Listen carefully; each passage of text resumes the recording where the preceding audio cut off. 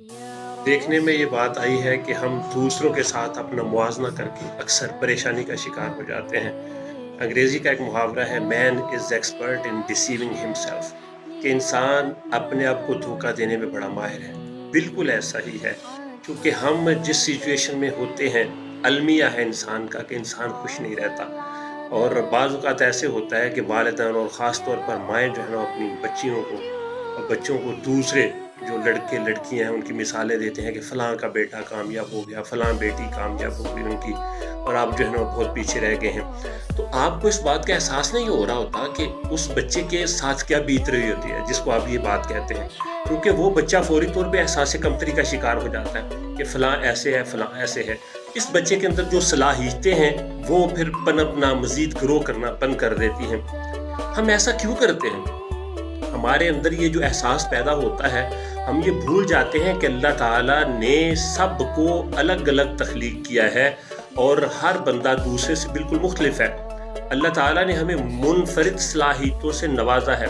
इसके अलावा आप देखिए कि हमारा रहन सहन, हमारा माहौल, हमारे तौर तरीके जो हैं, सोचने का अंदाज़, मजाज, फितरत, तवानाई, कुव्वत, शऊर, तालीम और ज़हनी काबिलियत सारे के सारे एक दूसरे से मुख्तलिफ होते हैं। लिहाजा मुआज़ने की कोई गुंजाइश नहीं बनती। खुद सोचिए कि जब एक ही माँ के सारे बच्चे, जिनको एक जैसा ही माहौल और तरबियत, हत्ता कि पहली दरसगाह यानी माँ की गोद भी एक जैसी ही मिलती है, लेकिन सब के सब दूसरों से मुनफरिद होते हैं और अपनी आदत, सोच, ज़हनी और जिस्मानी सलाहियतों की वजह से ज़िंदगी की दौड़ में नुमायाँ कारकर्दगी दिखाते हैं। लेकिन जब हम दूसरों से मुआज़ना करते हैं तो अल्लाह ताला की नेमतों से न सिर्फ लुत्फ़अंदोज़ होना हम भूल जाते हैं, बल्कि बेसुकूनी, हसद और बेचैनी का शिकार हो जाते हैं। मज़े की बात यह है कि जिससे हम मुआज़ना कर रहे होते हैं उसको इस बात का पता ही नहीं होता। अब हमें करना क्या है? अपनी ज़िंदगी को भरपूर तरीके के साथ गुजारिए।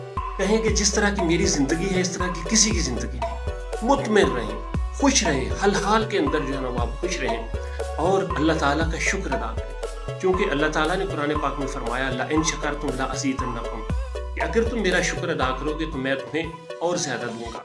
दूसरा, आपने ये काम करना है कि अपनी सलाहियतों को निखारें, जो आपके पास चीज़ें अवेलेबल हैं उनको बेहतर करने की कोशिश करें और इस तरह से आप यकीनन ज़िंदगी की दौड़ में बहुत बेहतर कारकर्दगी दिखा सकते हैं।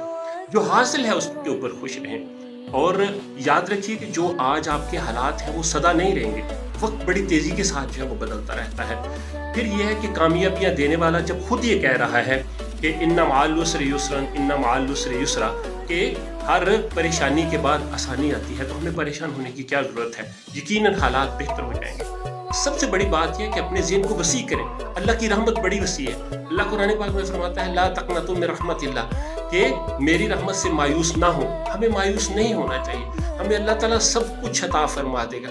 बात सारी हमारी सोच की है। अपनी सोच को आज ही मुस्बत कीजिए।